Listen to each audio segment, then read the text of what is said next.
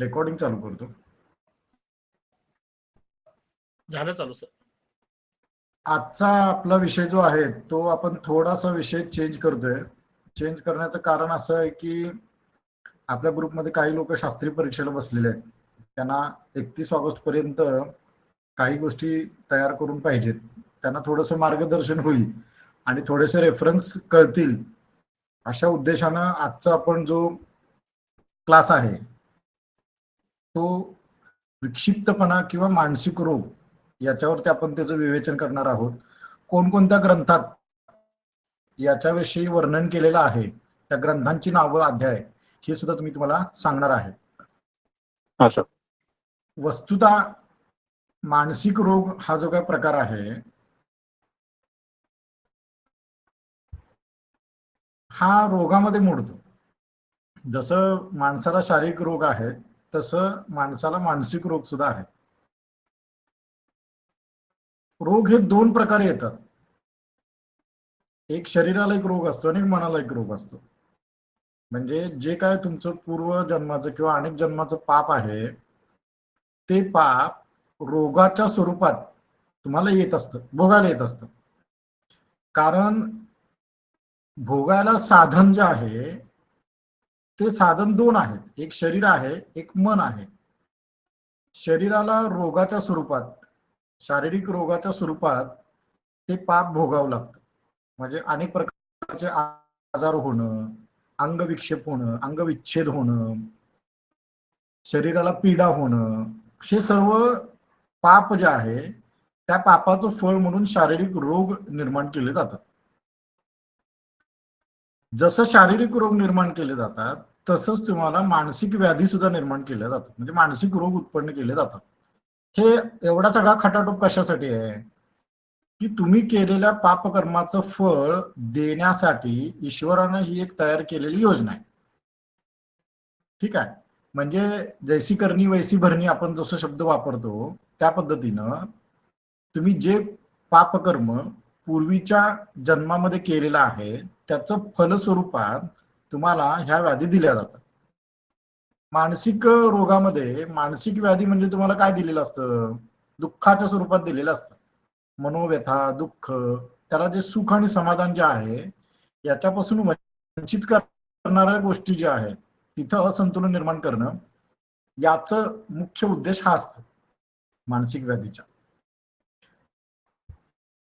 तुम्ही जर बारकाईनं बघितलं तर आज आपण समाजामध्ये बघतो किती लोक स्टेबल माइंडेड आहेत, की जे विचारानं बुद्धीनं स्थिर आहेत. तुम्हाला फार कमी लोक अशी बघायला मिळतात.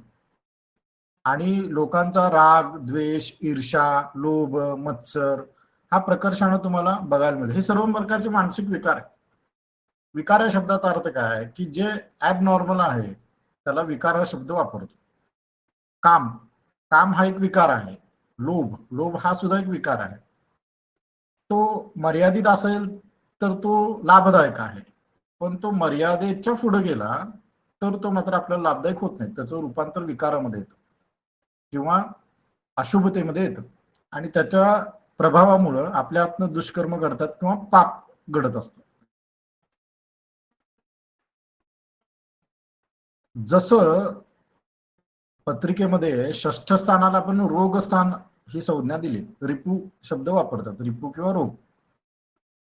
रिपूमध्ये 6 प्रकारचे रिपू आहेत. मग हे रिपू सुद्धा निर्माण कसे होतात हा एक मोठा गहन विषय आहे. म्हणजे एखाद्या माणसाला रागच जास्त का येतो, एखाद्या माणसाला अतीव दुःख का होतं, एखाद्या माणसाला सतत भीती का वाटते, ही जी काही मानसिक चढ उतारपणा जो आहे तो प्रत्येकामध्ये वेगवेगळा असतो.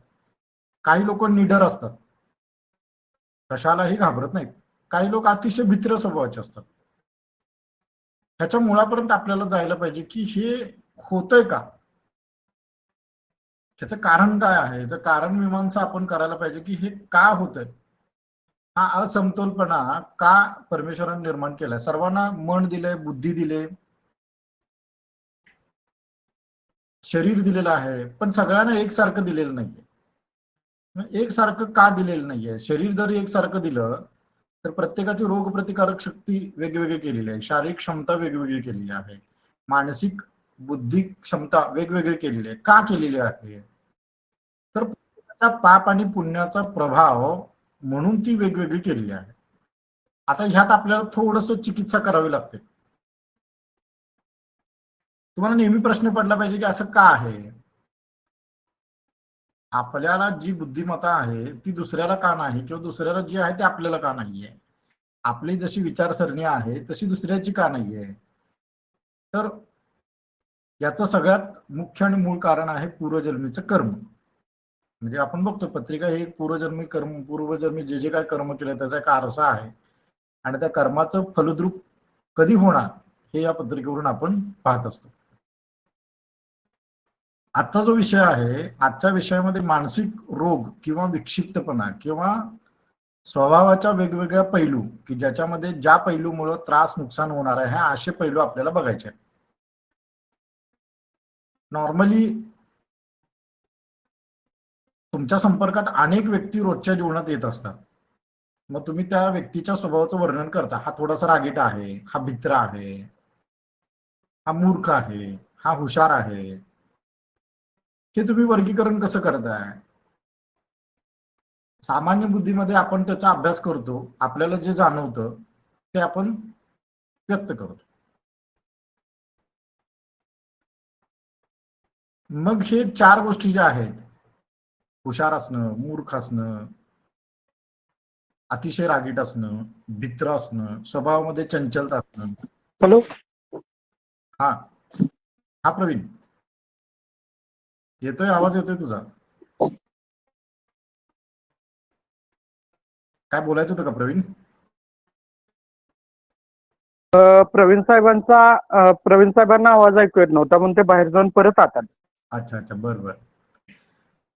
तर हे उत्पन्न का होतं, याच्या पाठीमागे कारण काय आहे? आता मुख्य कारण तर बघितलं आपण, पण मुख्य कारण हे सर्वांनाच कळतंय असं नाहीये. मग त्याला काहीतरी एक निमित्त द्यायला पाहिजे, बरोबर आहे? आता समजा एखाद्या व्यक्तीला मानसिक रोग आला, मग पूर्वजन्मीच्या कर्मानुसार त्याला रोग आला, हे जग जाहीर आहे, हे तात्विक दृष्ट्या बरोबर आहे.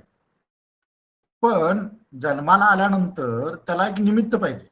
जसं मृत्यूला निमित्त असतं, म्हणजे अपघातानं मृत्यू होतो, अपघातानंतर रोगाने मृत्यू होतो, त्यात हार्ट अटॅक येणार, का लिव्हर फेल्युअर होणार, का किडनी फेल्युअर होणार, हे निमित्त आहे. तसंच मानसिक रोगाला सुद्धा एक निमित्त आहे, किंवा विक्षिप्तपणाला सुद्धा एक निमित्त असतं. मग त्या निमित्तामध्ये ग्रहयोग आहेत. काही ठराविक ग्रहांच्या योगानं मानसिक रोग उत्पन्न होतात.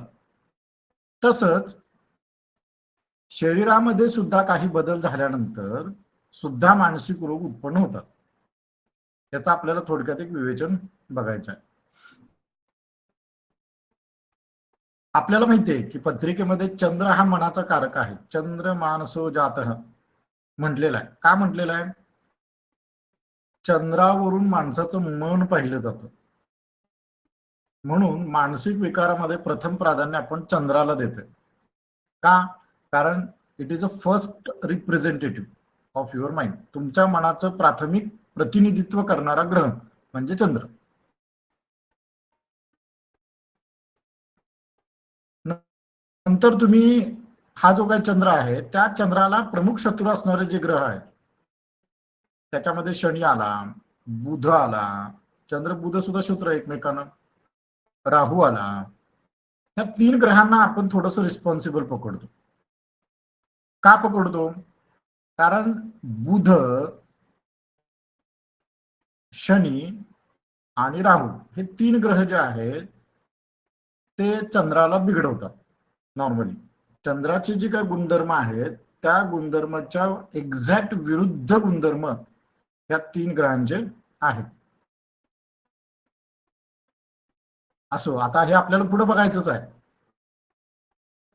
ठीक आहे. आता रोग हा जो काही प्रकार आहे, तो रोगाचं वर्गीकरण ज्यावेळेला आपण बघतो, मी काही पीडीएफ शेअर केलेले आहेत तुम्हाला. पीडीएफ तुम्ही सगळ्या वाचू शकता. थोडासा वेळ कमी असल्यामुळे जास्त त्याच्यामध्ये काढता आलं नाही मला, पण प्रश्नमार्ग ग्रंथामध्ये 12 अध्याय आहे, म्हणजे 12वा अध्याय आहे की जो संपूर्ण रोगावरती आहे. ठीक आहे. आता तो 12वा अध्याय संपूर्ण तुम्हाला एक पीडीएफ तयार करून मी इथं दिलेली आहे. घरी गेल्यानंतर सर्वांनी एक एक प्रिंट काढा त्याची आणि संग्रही ठेवा. इथं त्यांनी रोगाचं वर्गीकरण दिलेलं आहे. रोगाचे 2 प्रकार पडतात, एक निज, दुसरा आगंतुक. बरोबर. निज म्हणजे, निज या शब्दाचा अर्थ काय कोण सांगू शकतंय?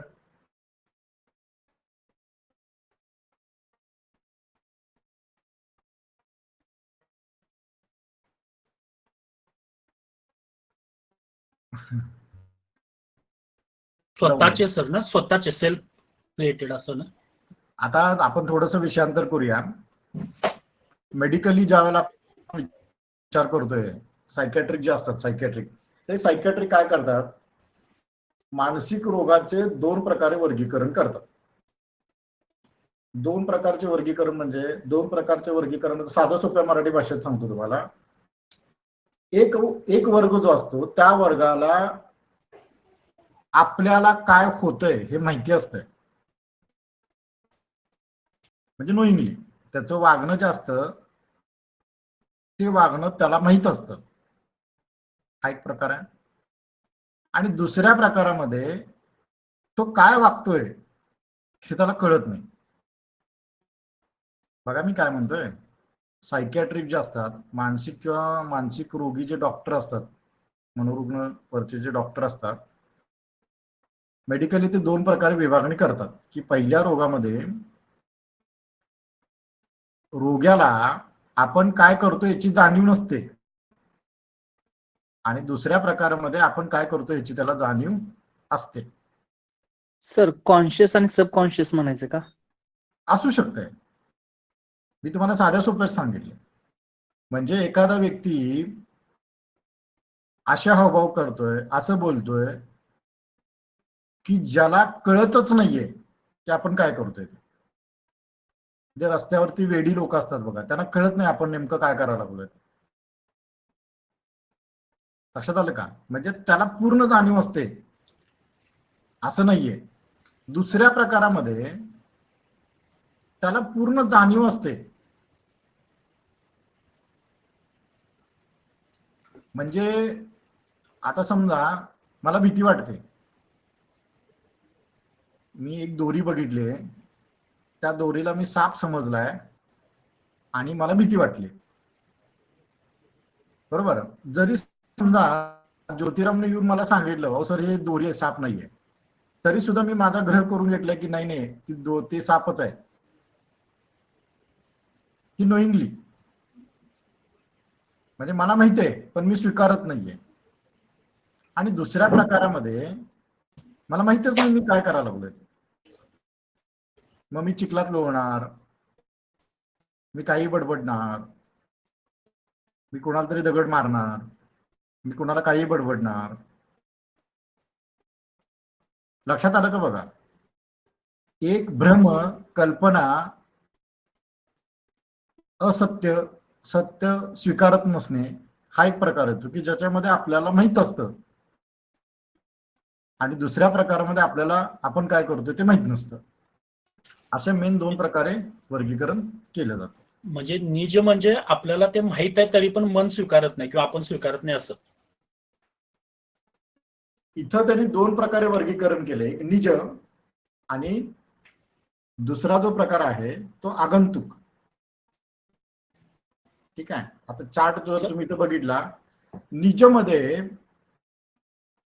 निज म्हणजे व्हिजिबल आणि आगंतुक म्हणजे इनव्हिजिबल. एवढं फक्त एक साधारण वर्गीकरण लक्षात ठेवा.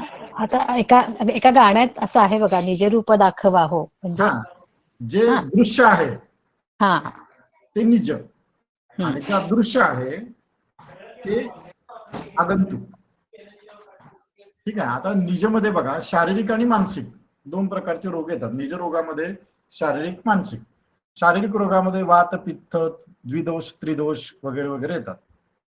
द्विदोषामध्ये वात, पित्त, कफ वगैरे वगैरे येतात. आगंतुक मध्ये दृष्टीनिमित्तजन्य, अदृष्टीनिमित्तजन्य. दृष्टीमध्ये औपसर्गिक, अभिघातज, अदृष्टीजन्यमध्ये प्रेतदोष प्रारब्ध. ठीक आहे, असं एक सर्वसाधारणपणे वर्गीकरण केलेलं आहे. आपल्याला माहिती आहे मागं मी सांगितले रोग दोन प्रकारे होतो. एक त्रिदोषजन्य रोग, म्हणजे अशा प्रकारचे रोग की शरीरामध्ये वात पित्त कफ यांचं असंतुलन झाल्यामुळे जे रोग उत्पन्न होतात त्या रोगांना त्रिदोषजन्य रोग म्हणतात. आणि एक बाधाजन्य रोग. बाधाजन्य रोगामध्ये आगंतुक रोग येतात की ज्याच्यामध्ये दृष्टीबाधा होणे, प्रेतबाधा होणे, हे आपण मागे एका लेक्चरला बघितलेलं आहे. पाहिजे तर त्याची पीडीएफ पण मी आज शेअर करतो. ह्या दोन प्रकारच्या रोगामुळं माणसाची मानसिकता बिघडते. ठीक आहे, आता मानसिक रोग जो आहे ते शारीरिक रोग आणि मानसिक रोगाचे तर त्यांनी ग्रह दिलेले आहेत बघा. मुख्यत्वे करून रोगाला आपण काय म्हणतोय, अष्टमेश, अष्टम भाव, अष्टम स्थानातील ग्रह किंवा अष्टम स्थानावर दृष्टी टाकणारे ग्रह. जे संबंध जसे 4 प्रकारचे असतात तसं 4 प्रकारचे अष्टम स्थानाशी संबंधित ग्रह हे रोगाला कारणीभूत असतात. ठीक आहे, मानसिक रोगाला कोण कारणीभूत असतंय, जसं रोगाला अष्टम स्थान कारणीभूत आहे, मग अष्टम स्थान हा सुद्धा एक रोग आहे. अष्टम स्थान एक रोगाचं प्रतिनिधित्व करत असतात. मग मानसिक रोगामध्ये मनस्थान जे आहे ते चतुर्थ स्थान आहे. मनस्थान कुठलं आहे, चतुर्थ स्थान. म्हणून अष्टम स्थानाबरोबर चतुर्थ स्थानाला मानसिक रोगामध्ये स्थान दिलं गेलेलं आहे. ठीक आहे, म्हणजे शारीरिक रोग आणि मानसिक रोगामध्ये रोगस्थान अष्टम स्थान आहे हा सिद्धांत आहे. याच्या बरोबर मनस्थान म्हणून चतुर्थ स्थान पण याच्यामध्ये घेतलं तर आपल्याला मानसिक रोग आयडेंटिफाय होतात. लग्नस्थान घेतलं तर शारीरिक रोग आणि चतुर्थ स्थान घेतलं अष्टम स्थानाबरोबर तर मानसिक रोग. ठीक आहे, आता इथं त्यांनी मानसिक रोगाचं वर्णन करताना क्रोध, भय आणि शोक आदि मानसिक वेगों को धारण करने से मानसिक रोग होते हैं. हे वाक्य अतिशय महत्वाचं आहे.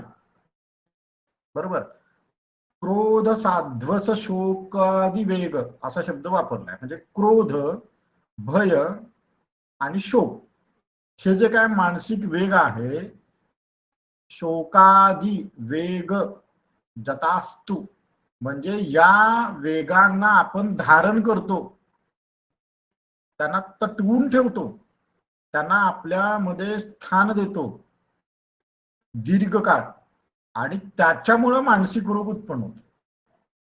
एखाद्याला राग आला, 5 मिनिटात तो रागून संपून गेला, तो मानसिक रोगी आहे का, नाहीये. पण सतत क्रोधी आहे, ज्यानं क्रोध हा वेग जो आहे तो धारण केलेला आहे. धारण केला म्हणजे काय, सदा सर्व काळ क्रोधी. दुर्वासा ऋषी सदा सर्व काळ क्रोधी. एखादा माणूस भीतोय, आता मला साप दिसला, मी घाबरलो, मी मानसिक रोगी आहे का, नाहीये. त्याला एक निमित्त होतं सापाचं, साप निघून गेला, माझं भीती निघून गेली. वेगों को धारण करने से, धारण या शब्दाचा अर्थ दीर्घ काळ तो धारण केला तर तो रोगाच्या समान होतो. ठीक आहे, म्हणजे इथं 2 गोष्टी तुम्हाला क्लिअर पाहिजे. रोगस्थान म्हणून अष्टम स्थानाला प्राधान्य आहे, लग्नस्थानी अष्टम, देहाच्या रोगाला लग्नेश अष्टमेश बघतात आणि मानसिक रोगाला चतुर्थेश आणि अष्टमेश बघतात. मग ह्याच्यामध्ये 4 प्रकारचे संबंध जे आहे ते 4 प्रकारचे संबंध विचारात घ्यायचे असतात. आता तुम्ही म्हणाल याच्यामध्ये 4 प्रकारचे संबंध कुठले, बरोबर आहे, तुम्ही म्हणाल हे 4 प्रकारचे संबंध कुठले, तर हे 4 प्रकारचे संबंध इथं आहेत जे आपण आज घेणार होतो. ओघाओघाने घेऊन टाकूया.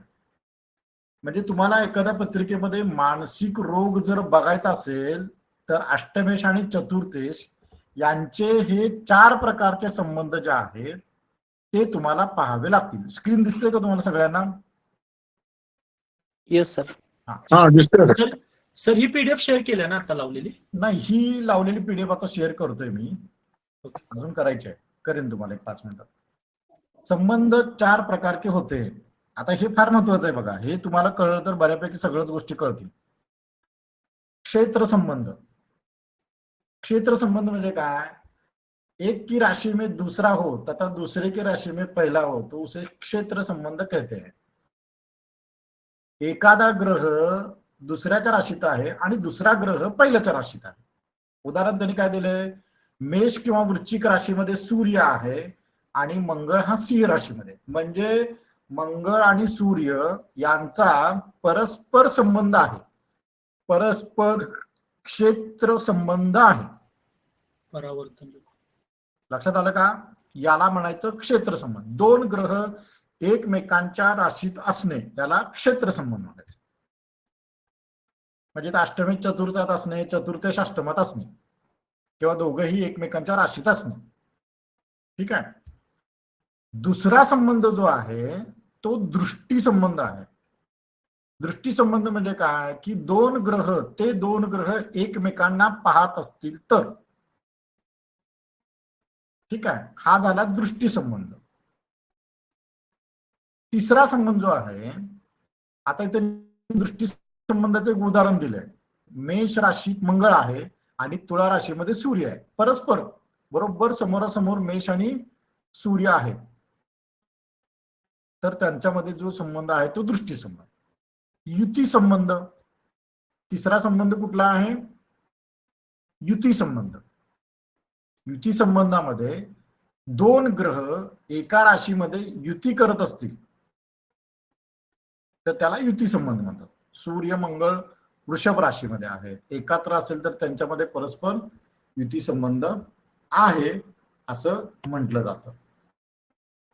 आता चौथा संबंध जो आहे तो क्षेत्र दृष्टी संबंध. क्षेत्र दृष्टी संबंध म्हणजे क्षेत्र आपण संबंध बघितला, एकमेकांच्या राशीत असणे, तो संबंध म्हणजे क्षेत्र संबंध. आणि दृष्टी संबंध आपण बघितलं, दृष्टीमध्ये एकमेकांच्या दृष्टी आहे. इथं त्यांनी काय दिलंय, जब किसी ग्रह को उसकी अधिष्ठित राशि का स्वामी पूर्ण दृष्टि से देखता हो तो उसे दृष्टि संबंध कहेंगे, क्षेत्र दृष्टि संबंध कहेंगे. जैसे मेष राशि में स्थित सूर्य को मंगल मेष राशि का स्वामी अर्थात क्षेत्रज्ञ पूर्ण दृष्टि से देखे. म्हणजे मेष राशीच्या सूर्यावरती मंगळाची दृष्टी असणे याला क्षेत्र दृष्टी संबंध असं म्हणतात. ठीक आहे. म्हणजे इथं आपल्याला हे जे काय दृष्टी संबंध आहे, योगे क्षणादिवी हा शब्द आहे, ते योगे क्षणादिवी या शब्दाचा अर्थ असा आहे की या योगानं, म्हणजे हे चार प्रकारचे जे योग आहेत त्या योगानं जर चतुर्थेश आणि अष्टमेश संबंध करत असतील तर मानसिक रोग उत्पन्न होतो. ठीक आहे. आता मानसिक रोगामध्ये मनाबरोबर बुद्धीची सुद्धा भूमिका महत्वाची आहे. सगळेच रोग मनाला लागू पडतील असं पण नाही. काही वेळेला मनाबरोबर बुद्धी सुद्धा त्याच्यामध्ये सम्मिलित असते. म्हणजे मध्ये तुम्हाला मी कन्सेप्ट सांगितलं असेल, मला आठवत नाहीये, आता उघाडं निघालं म्हणून सांगतो. मन, बुद्धी, चित्त आणि अहंकार अशा चार गोष्टी आहेत. त्याला आपण अंतःकरण चतुष्टय हा शब्द वापरतो. अंतःकरण चतुष्टय. विवेक चूडामणी म्हणून शंकराचार्यांचा ग्रंथ आहे, त्याच्यामध्ये मनाची व्याख्या दिली. त्याच्यामध्ये त्याने अंतःकरण चतुष्टय कन्सेप्ट खूप छान पद्धतीने सांगितलंय. मी बऱ्याच वेळेला लेक्चर मध्ये सांगत असतो अंतःकरण चतुष्टय म्हणजे काय. ज्या वेळेला हे चार गोष्टी एकत्र येतात, म्हणजे विश्वाची उत्पत्ती किंवा कुठल्याही घटनेचा जन्म आणि मृत्यू ह्या चार गोष्टीमध्ये होत असतो. आता तुम्ही म्हणाल कसं? ह्या चार गोष्टीमध्ये प्रथम दर्जाचा जो आहे तो मन आहे. मनाचं काम काय आहे? तर्क वितर्क करणे, इप्स अँड बट्स. म्हणजे मन विचार फक्त करतं, निगेटिव्ह करेल पॉझिटिव्ह करेल, मनाचं कामच आहे ते. तर्क वितर्क करेल, खूप विचार करेल, खूप शांत बसेल, काही करेल. एक म्हण आहे बघा, मन चिंती ते वैरीनं चिंती. म्हणजे मन काहीही विचार करू शकतो, चांगला विचार करू शकतो, वाईट विचार करू शकतं, घाण विचार करू शकतं, त्याला लिमिट नाही. म्हणजे मनाचं कामच आहे ते तर्क वितर्क करणे. आता 2 नंबरला आहे बुद्धी. बुद्धीचं काम काय आहे? मनानं केलेला विचार योग्य आहे का अयोग्य आहे हे ठरवणे. बघा तुम्ही, भर उन्हाळ्यात दुपारी चहा प्यायला मनानं ठरवलं, मनानं इच्छा निर्माण झाली किंवा मन विचार केलं चहा प्यायला पाहिजे, पण उन्हाळ्यात दुपारच्या वेळेला चहा पिणं योग्य आहे का हा विचार बुद्धीनं केला. म्हणजे मनानं केलेला विचार बुद्धीनं तपासला. बाहेर भरपूर पाऊस पडतोय, आपण टू व्हीलर काढून बाहेर जायचं, मनात विचाराला गावात जाऊन यायचं, टू व्हीलर काढून गावात जाऊन यायचं. बुद्धी काय म्हणते? आता योग्य नाही का, इतर संध्याकाळ झाली पाऊस पडाला. हे काय सांगतं की मनानं केलेले विचार बुद्धी तपासून बघते आणि योग्य अयोग्य ठरवते. मग त्या बुद्धीला विवेक पाहिजे, बुद्धीला ज्ञान पाहिजे, बुद्धीला अनुभव पाहिजे. याच्या जोरावरती ही घटना योग्य आहे का अयोग्य आहे हे ठरवायचं काम बुद्धी करते. ठीक आहे, म्हणजे इथं दोन्हीचा संबंध आला. मानसिक विकारामध्ये मन काहीही विचार केलं तर त्याच्यावरती बुद्धीचं नियंत्रण नसेल तर मन अनियंत्रित होते आणि अनियंत्रित मन मानसिक रोगाला कारणीभूत होते. सांगायचा मुद्दा हा होता. आता ज्या वेळेला बुद्धी विचार करते की हा निर्णय योग्य आहे, ठीक आहे, आपण मनाने केलेला विचार योग्य आहे असं ज्या वेळेला बुद्धी ठरवते त्यावेळेला कृती होते. आता मी शब्द वापरला धारण, ह्या वेगांना धारण करते, म्हणजे मनोवेग जो धारण करतो तो चित्त.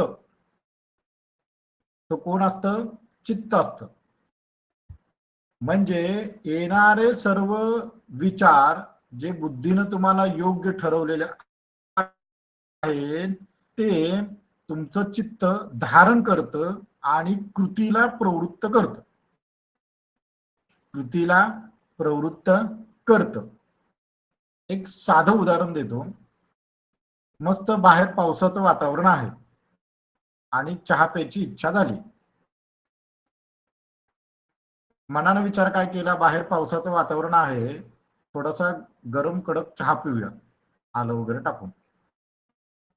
मनाचं काम आहे विचार करणे, तर्क वितर्क करणे. मनानं विचार केला, मग बुद्धी ठरवते आता पावसाळ्याचे दिवस आहेत, बाहेर पाऊस पडतोय, शरीराला कॅलरीजची गरज आहे, थोडस चहा पिलं तर ताजतवानं होईल.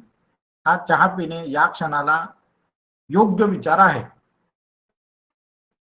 ठीक आहे, बुद्धीनं ज्या वेळेला ठरवतो त्यावेळेला आपल्या हातनं कृती होते. कृती म्हणजे काय? समजा पुरुष व्यक्ती आहे तर तो काय सांगणार? घरी बायकोला सांगणार 1 कप चहा ठेव.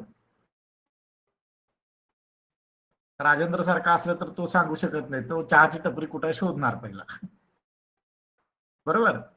तिसरं, गृहिणी जर असतील तर ते काय करणार? स्वतः किचन मध्ये जाणार आणि चहा ठेवणार. कृती झाली. बरोबर. म्हणजे त्या मनोवेगाला धारण करणारं चित्त कृती करायला भाग पडतं. हाच मानसिक विचार आहे, हाच मानसिक रोग आहे. राग धारण केला, नोईंगली केला, अननोईंगली केला, ते चित्त धारण करत आणि याच्यातून अहंकार निर्माण होतो. मग त्या अहंकारामध्ये काही अहंकार सात्विक असतात, काही राजसिक असतात, काही तामसिक असतात. अहंकारामध्ये सुद्धा 3 प्रकार आहेत. काहींना मी केलं, जिथं मी चहा पिला, जिथं मी आहे तिथं अहंकार आहे. हा सात्विक असू शकतो, तामसिक असू शकतो, राजसिक असू शकतो. आणि जिथं अहंकार आहे तिथं विनाश आहे. चहा पिऊन संपवला,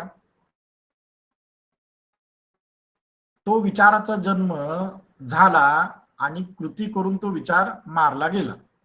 चहा पिऊन तृप्ती झाली म्हणजे त्या विचाराचा लय झाला. म्हणजे जन्म आणि मृत्यू जो आहे, जन्म विचारामध्ये होतो, मृत्यू किंवा विनाश लयामध्ये होतो. जगात प्रत्येक गोष्ट जन्माला येते आणि मरती, प्रत्येक विकार जन्माला येतो आणि मरतो, नष्ट होतो, मरतो, नष्ट होतो, किंवा त्याची कृती पूर्ण होते, त्याचा कार्यभाग संपतो, कार्यकाळ पूर्ण होतो. विचारामध्ये जन्म होतो, मन हे जन्माला कारक आहे. आता बघा, पाप आणि पुण्य.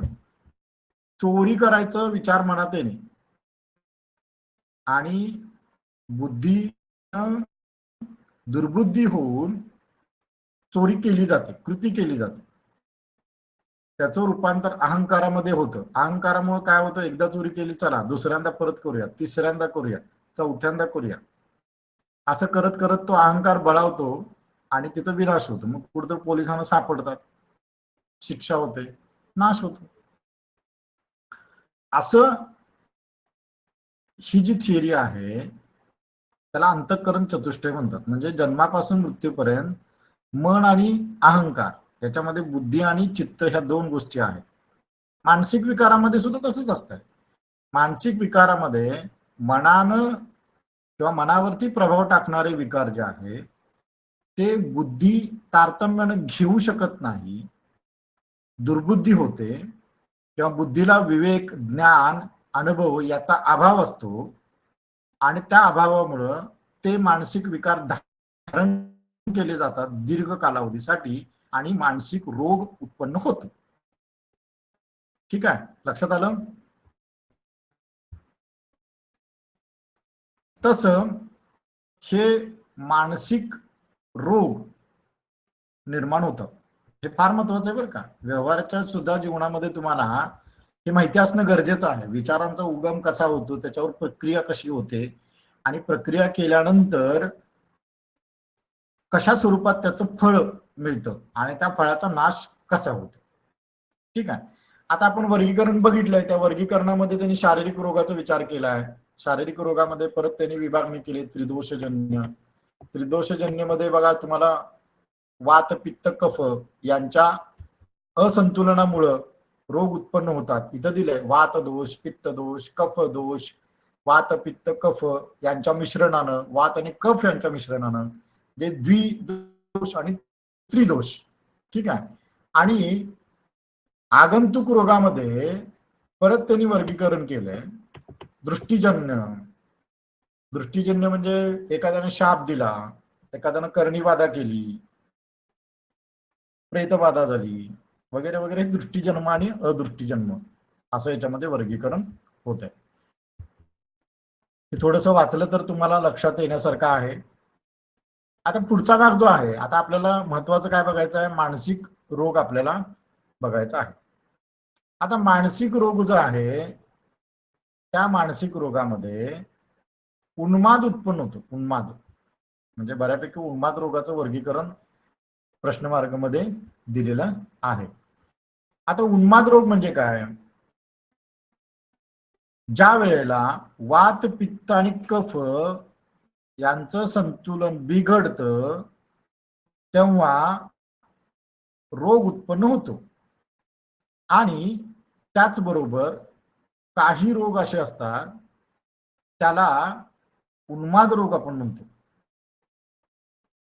ठीक आहे, मग हा उन्माद रोग जो आहे तो शारीरिक आणि आगंतुक या दोन्हीच्या संयोगानं उत्पन्न होऊ शकतो. मग त्याचं इथं त्यांनी उदाहरण दिलेलं आहे.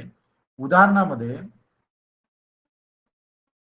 लग्नी किंवा सप्तम भावामध्ये शनी असेल, किंवा लग्नी गुरु असेल, सप्तमात मंगळ असेल, शनी मंगळ त्रिकोण असेल, सप्तम भावात बसलेले असते, लग्नी क्षीण चंद्र, चंद्रपुत्र बुध,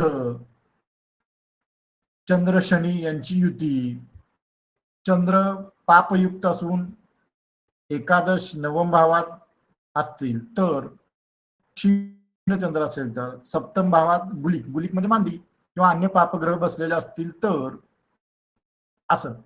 आता ह्याच्यामध्ये तुम्ही जर बारकाईनं बघितलं तर शनी, मंगळ, बुध आणि गुलिक, बरोबर, या ग्रहांचा उल्लेख केलेला आहे. का उल्लेख केला असेल या ग्रहांचा? सर हा सर उन्माद म्हणजे म्हणजे असं ओव्हर एक्साइटेड किंवा असं माजलेला टाईप असं बरोबर काय त्याचा बरोबर अर्थ? बरोबर बरोबर आहे. उन्माद म्हणजे आधिक्य. नॉर्मल पेक्षा ऍब नॉर्मल याला आपण उन्माद शब्द वापरतो. आलं का लक्षात? आता मुख्य विषय राहिला. मुख्य विषय काय आहे? हे जे काय आता तुम्हाला सांगितलं, गुरु, शनी, मंगळ, क्षीणचंद्र, बुध आणि सप्तम स्थानच का? बरोबर. सप्तम स्थान सांगितलंय, एकादश स्थान सांगितलंय, नवम स्थान सांगितलंय. हे थोडं विचार करण्यासारखं आहे. तुम्हाला प्रश्न पडले असतील. आपल्या ज्योतिषशास्त्रामध्ये चंद्र हा मनाचा कारक आहे. चतुर्थ स्थान मन कारक आहे. चंद्राचं चतुर्थ स्थान आणि चतुर्थाचं चतुर्थ स्थान हे सुद्धा मनावरती प्रभाव टाकणारे आहेत. जसं मंगळाच्या बाबतीत बघतो, मंगळाच्या तृतीय स्थानावरून बंधू सौख्य पाहावं. मंगळ भातृकारक आहे. चंद्र चतुर्थो माता, चंद्राच्या चतुर्थ स्थानावरून आई पाहावी. तसं चंद्राच्या चतुर्थ स्थानावरून सुद्धा मन पाहावं. चतुर्थ स्थानाच्या चतुर्थ स्थानापासून सुद्धा मन पाहावं. म्हणून चतुर्थ स्थानाच्या चतुर्थ स्थानात म्हणजे सप्तमात जर एखादा पापग्रह असेल तरी सुद्धा मानसिक रोग उत्पन्न होतो. बरोबर. आपण नॉर्मली काय करतो, चंद्राच्या चतुर्थ स्थानात एखादा पापग्रह आला की आईचं सौख्य कमी होतो. सेम त्या पद्धतीनं ज्या वेळेला चंद्राच्या चतुर्थ स्थानामध्ये किंवा चतुर्थाच्या चतुर्थ स्थानामध्ये जर एखादा पापग्रह असेल तर उन्माद रोग किंवा मानसिक रोग उत्पन्न होतो. इथं त्यांनी तसंच सांगितलं, लग्नी गुरु आणि सप्तमात शनी. आता सप्तमात जर शनी आला, कल्पना करा लग्न स्थानामध्ये गुरु आहे, ठीक आहे, आणि सप्तमात शनी आहे. होणार काय? हा जो शनी आहे तो लग्नाच्या गुरुवर दृष्टी टाकतो आणि 10वी दृष्टी जी आहे ती चतुर्थ स्थानावर पडते. गुरुचं मुख्य काम काय? ज्ञान देणं, विवेक देणं. गुरुचं मुख्य काम काय आहे? ज्ञान आणि विवेक देणं. ज्या वेळेला शनीनं हा गुरु दूषित होतो त्यावेळेला गुरुची क्षमता कमी होते. गुरु हा नकारात्मक होतो, निगेटिव्ह होतो. आणि हा शनी लग्नाबरोबरच चतुर्थ स्थानावर दृष्टी टाकतो. म्हणजे होतं इथं काय? हा जो रोग आहे तो शनी प्रधान होतो. मग शनीचं दुःख, शोक, भय, भीती या सगळ्यांचा कारकग्रह शनी आहे. दुसऱ्या योगामध्ये काय सांगितलं? लग्नी गुरु आणि सप्तमात मंगळ. ज्या वेळेला लग्नी गुरु असतो त्यावर मंगळाची दृष्टी येते आणि चतुर्थाच्या चतुर्थात म्हणजे सप्तमात मंगळ आहे, मनस्थानाच्या चतुर्थात मंगळ आहे आणि त्या मंगळाची दृष्टी बृहस्पतीवर. मंगळ हा धैर्यकारक आहे, बलकारक आहे. धैर्य बल याच्यामध्ये एक एक्झाम्पल देतो. बैल उधळला, बैलाला शेतकरी कंट्रोलमध्ये ठेवतोय तोपर्यंत कंट्रोलमध्ये असेल, उधळला की तो ऐकतो का? नाही ऐकत.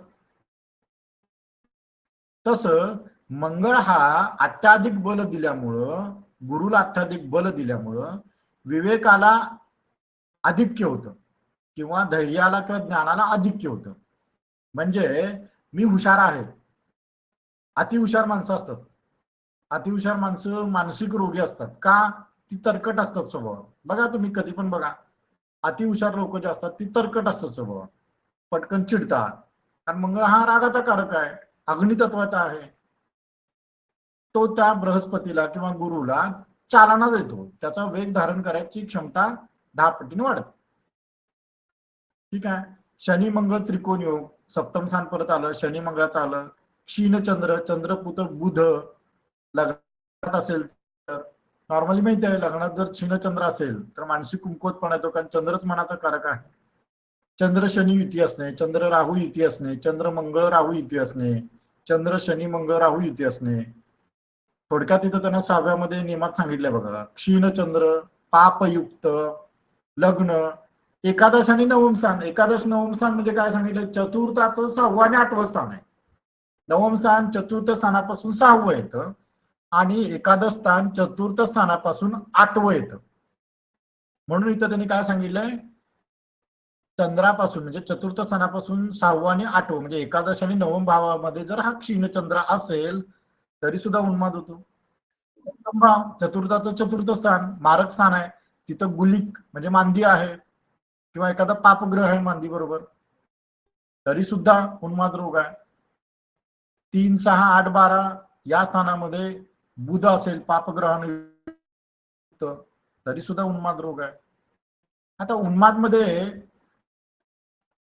लक्षणं जी आहेत ती लक्षणाचं इथं विवेचन केलेलं आहे. हर्ष, इच्छा, भय, शोक, उलटा सिलटा म्हणजे खाण्यापिण्यामध्ये उलट सुलट करणं, गुरुजन देवता यांचं अवहेलना करणं किंवा यांच्या प्रकोपानं, हे 5 प्रकारचे उन्माद होतात.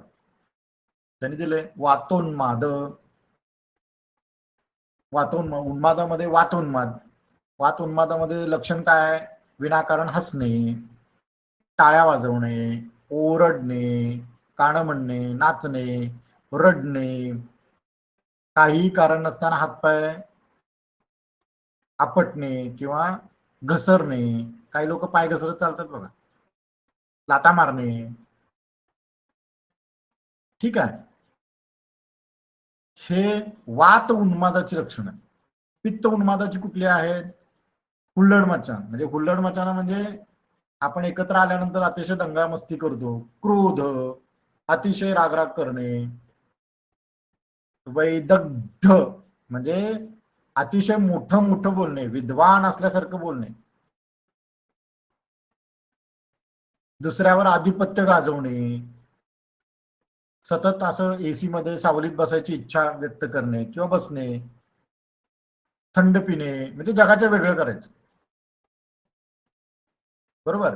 पित्त हा अग्नितत्वाचा असल्यामुळं त्यांना थंडची गरज जास्त असते आणि यांचं अंग जास्त ते कायम गरम असतं, स्पर्श गरम असतो. ठीक आहे. नंतर कफोन्माद.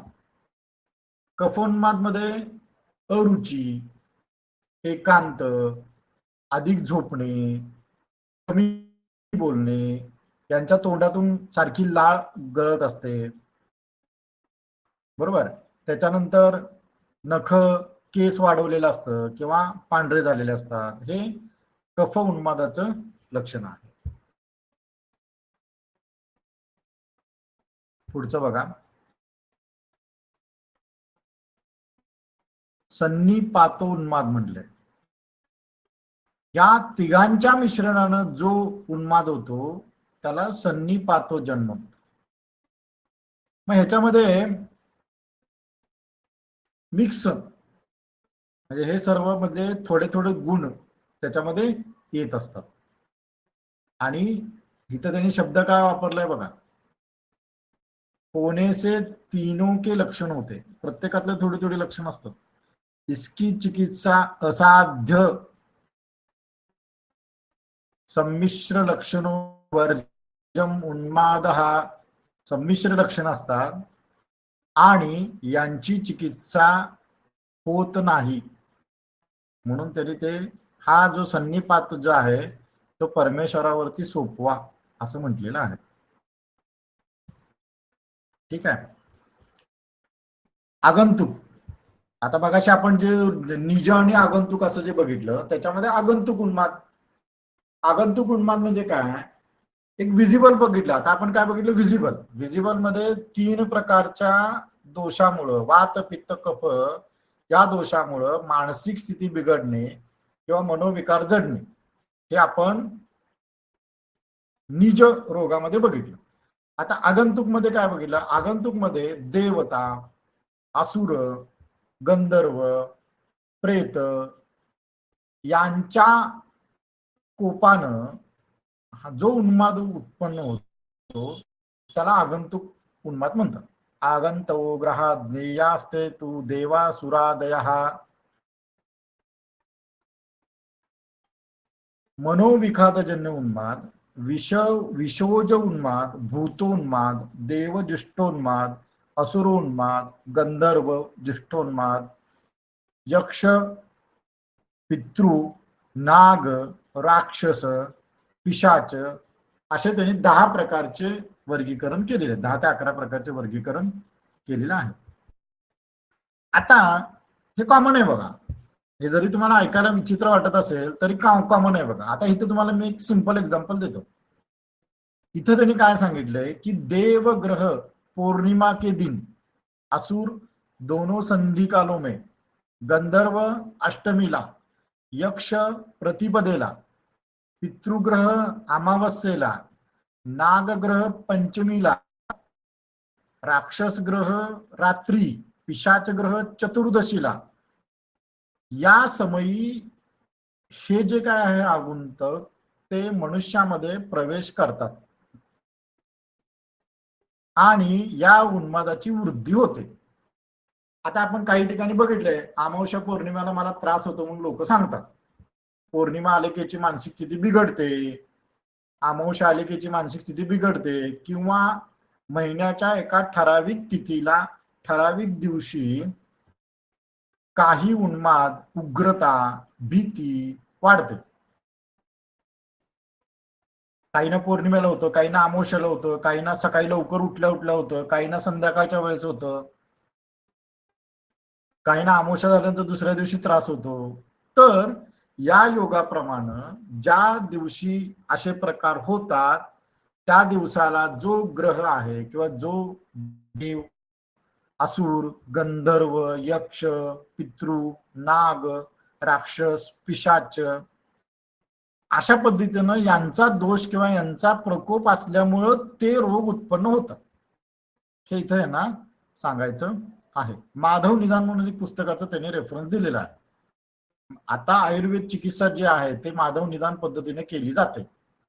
माधव निदान पुस्तक तुम्ही पाहिजे तर मागवून घ्या. आयुर्वेदाचा अभ्यास असणं कधीही चांगलं. माझ्याकडे आहे ते. त्याच्यामध्ये सुद्धा मानसिक रोगाचं त्यांनी हे दिलेलं आहे, लक्षणं दिलेलं आहे. ते सुद्धा इथं त्यांनी एक श्लोकामध्ये दिलेलं आहे. इथं त्यांनी उदाहरण एक दिलंय. आता तुम्ही म्हणाल हे पिडतंय कसं? हे पिडतं कसं बघा. दर्पणादि अन्यथा छाया शीतोष्ण प्रणिनो यथा, म्हणजे ज्या प्रकारे आरशामध्ये सावली प्रवेश करते, बरोबर, म्हणजे आरशामध्ये आपली सावली दिसते, आपण स्वतः दिसतो, ज्या पद्धतीनं सूर्यकांता मणि में सूर्य किरणों का प्रवेश होता है तथा शरीर में प्राण प्रविष्ट होते एवं निवास करते हैं परंतु दिखते नहीं. जसं आरशामध्ये आपली सावली दिसते किंवा सावली प्रवेश करते, आरशामध्ये आपण प्रत्यक्षात जातो का? नाही जात, पण आपल्याला दिसतं ना. सूर्यकांत मणी आहे त्याच्यामध्ये सूर्य किरण दिसतात. ऍक्च्युली सूर्य तिथं असतो का? आपण आरशात असतो का? आपण बाहेर आहे. तसं हे जे काय 10 ते 11 प्रकारचे दोष आहेत ते व्यक्तीच्या शरीरामध्ये प्रवेश करतात आणि पीडा उत्पन्न करतात. ठीक आहे, असं त्यांना सुचवायचं आहे की हे हा प्रकार असतो आणि याच्यामुळे सुद्धा मानसिक रोग उत्पन्न होतात, असं इथं त्यांना ग्रंथकारांना सांगायचं. म्हणजे आता आपल्याला 2 गोष्टी क्लिअर झाल्या. एक त्रिदोषजन्य, त्रिदोषजन्य मध्ये उन्माद, उन्मादामध्ये वात, पित्त, कफ आणि संमिश्र, वात, पित्त, कफ आणि संमिश्र, आणि निजमध्ये पत्रिकेच्या विश्लेषणाप्रमाणे चतुर्थ स्थान आणि अष्टम स्थान याच्या संबंधाने, शिवाय निज आणि आगंतुक, आगंतुक मध्ये तुम्हाला हे 10 ते 11 प्रकारचे जे काय आहेत आगंतुक, आगंतुक मध्ये देवता, असुर, गंधर्व, यक्ष, पितृ वगैरे वगैरे अशा ह्या योगाने तुम्हाला मानसिक रोग उत्पन्न होतात. आणि त्याची लक्षणं काय आहेत ती वात, पित्त, कफ मध्ये दिलेली आहे. आज आपण बघतो मानसिक रोगामध्ये बरेच लक्षण असतात किंवा निमित्त असतात. कोण एकदमच हसतंय, कोण एकदमच रडतंय, कोण अतिशय चिडचिड करतंय. मग ते कुठल्या वर्गीकरणामध्ये बसतंय हे तुम्हाला तिथं द्यायला लागेल. आता यानं इथं त्यांनी उपाय दिलेले आहेत. उन्माद चिकित्सा म्हणजे उन्माद रोग बरा कसा करायचा हे आता कळलं तुम्हाला. हे कळल्यानंतर त्याच्यावरती उपाय काय हे तर दिलेलं आहे. काही आयुर्वेदिक उपाय दिलेत. स्नेह पाहणं म्हणजे औषध त्यांना द्या. पित्त झालं असेल तर विरेचन करतात.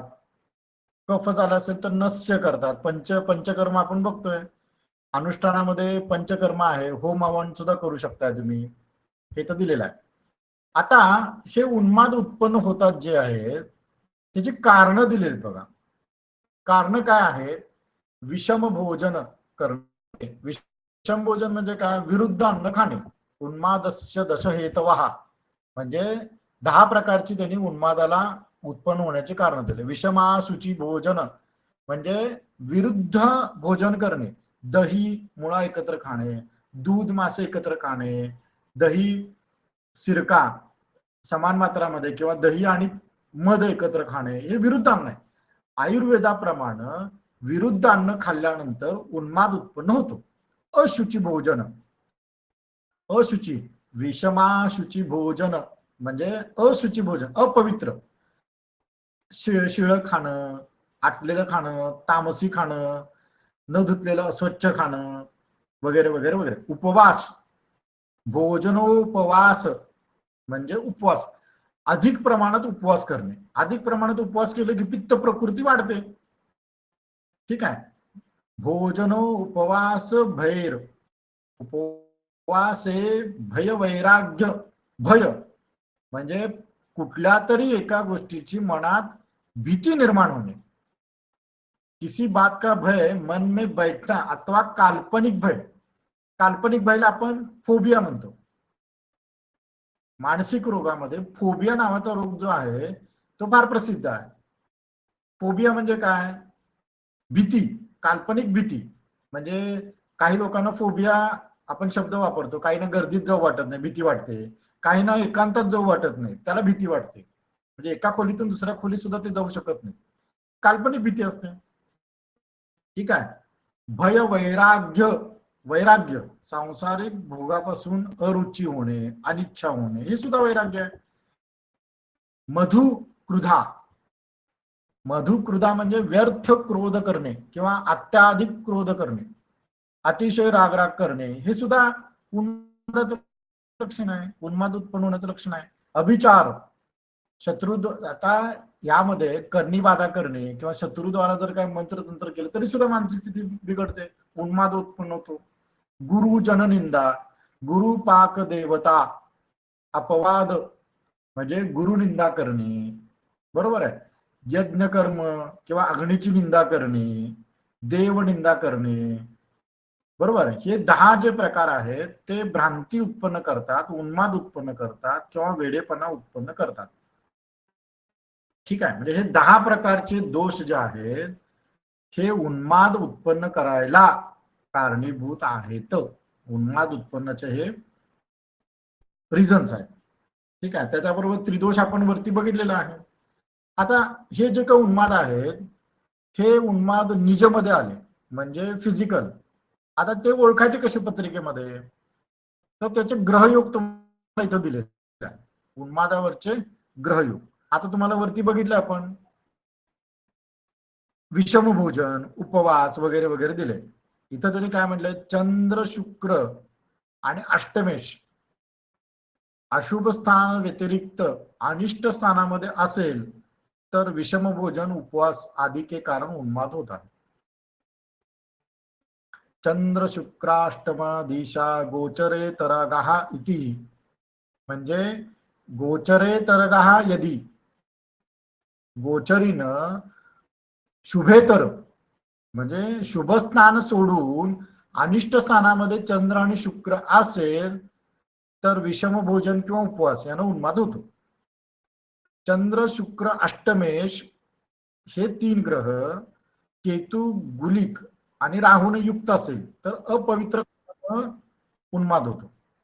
म्हणजे चंद्र, शुक्र आणि केतू मांदी घेतली इथं, राहू घेतलाय, युक्त असेल तर अपवित्र खाण्यानं होतो. मांस मच्छी वगैरे खाणे, घाणेरडं खाणे, शिळं खाणे वगैरे वगैरे वगैरे. पुढचं काय सांगितलं, यदि छठे भाव में अशुभ ग्रह हो तथा पंचम में मंगल हो तो क्रोध के कारण उन्माद. मंगळ रागाचा कारक आहे. पंचम स्थानामध्ये जर मंगळ असेल तर व्यक्ती अत्याधिक क्रोधी असते, प्रचंड राग असतो, त्यामुळं क्रोधामुळे उन्माद होतो. एखादा पापग्रह जर नवम भावात असेल तर तो चतुर्थाचं षष्ठ स्थान आहे, बरोबर. नवम स्थान हे धार्मिक स्थान आहे, त्याचा नैसर्गिक अधिपती गुरु आहे. त्यामुळं नवम स्थानामध्ये जर एखादा पापग्रह असेल तर गुरु शापामुळं उन्माद होतो किंवा धार्मिक कार्यामध्ये काहीतरी विघ्न उत्पन्न केल्यामुळं उन्माद होतो. उन्मादाची चिकित्सा पंचगव्य, घृत, कल्याण घृत. घृत म्हणजे तुप, हे औषधी तुप असतात, त्याचं सेवन केल्यानंतर त्रिदोष शांत होतो किंवा शरीरामधला जो मल आहे किंवा टॉक्झिसिटी जी आहे ती बाहेर काढायचं काम हे घृत करतात. घृत का वापरलं जातं किंवा तूप का वापरलं जातं, तर तुपाचं एक सर्वात मोठं आयुर्वेदिक वैशिष्ट्य आहे की तूप हा शरीराच्या प्रत्येक पेशीपर्यंत जातो. मराठीमध्ये एक म्हण आहे, तूप खाल्लं की रूप येतं. म्हणून चिकित्सामध्ये कुठल्याही प्रकारच्या शारीरिक आणि मानसिक चिकित्सामध्ये काही औषधं तुपातून देतात. एक जनरल नॉलेज म्हणून तुम्हाला माहिती पाहिजे, कारण तूप हा जो प्रकार आहे तो डायरेक्ट आपल्या बॉडीमध्ये ऍब्सॉर्ब होतो शेवटच्या घटकापर्यंत. त्यामुळं तुपातून जी औषधं दिली जातात ती व्यक्तीच्या शेवटच्या पेशीपर्यंत, अतिशय सूक्ष्म पेशीपर्यंत ते औषध पोहोचतं. ठीक आहे, म्हणजे अशा पद्धतीनं ही चिकित्सा केली जाते. मग आयुर्वेदाचं त्यांनी इथं बऱ्यापैकी दिलेलं आहे, तुम्ही नंतर बघू शकता. ब्रह्मी घृत आहे, म्हणजे काही विशेष तुप आहे, हिंगवाद्य आहे. आता अजून एक त्यांनी मानसिक रोगामध्ये किंवा या त्रिदोष जन्मामध्ये अपस्मार योग दिलेला आहे. अपस्मार म्हणजे काय, फिट्स. म्हणजे आता हा ओघानं मानसिक रोगामध्ये हा मोडत नाहीये, पण तरी पण काही लोकांना फिट्स येतात. मध्ये एक उदाहरण दिलं होतं, तर फिट्स योगाचं त्यांनी इथं विश्लेषण दिलेलं आहे. फिट्स योगामध्ये काय होतं, अष्टमात शनी, त्रिकोणामध्ये राहू, शुभग्रही बली हो तथा सूर्य भौम छठे बार, तो अपस्मार रोग उत्पन्न होतो. एक उदाहरण पण तुम्हाला मी दिलेलं होतं. एक डॉक्टरांचा मुलगा आहे, त्या मुलाला फिटचा प्रॉब्लेम आहे आणि त्या डॉक्टरच्या मुलाची पत्रिका या फिटच्या पत्रिकेमध्ये ग्रहयोगामध्ये परफेक्ट बसते. ते आपण ग्रुपला एक उदाहरण पाराशर ग्रुपला ऑलरेडी शेअर केलं होतं. परत एकदा मी नंतर कधीतरी ते शेअर करेन, आपण वेळ घालवायला नको त्याच्यामध्ये. आता हा जो अपस्मार आहे तो 12 प्रकारे होतो. त्यांनी दिलेलं आहे, श्वसना, मालिनी, निद्रा, जृंबिका, अनशना, त्रासिनी, मोहिनी, रोधिनी, क्रोधिनी, तापनी, शोषणी, ध्वंसिनी, असं 12 प्रकारचे दुती. दुती म्हणजे चेष्टा किंवा लक्षणा, याला आपण मराठीमध्ये लक्षणं म्हणतो. म्हणजे ज्यांना फिटचा प्रॉब्लेम आहे त्यांना 12 प्रकारची लक्षणं असतात.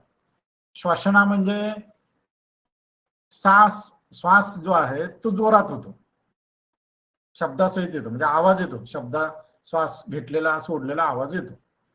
मालिनी, माली म्हणजे त्याचं शरीर जे मलिन असतं, म्हणजे त्याच्या शरीरामध्ये मलमूत्र वगैरे सगळं असं त्याग होत असतो, सारखं त्याच्यामधून घाण येत असतं. निद्रा, निद्रामध्ये सतत त्याला झोप असतो.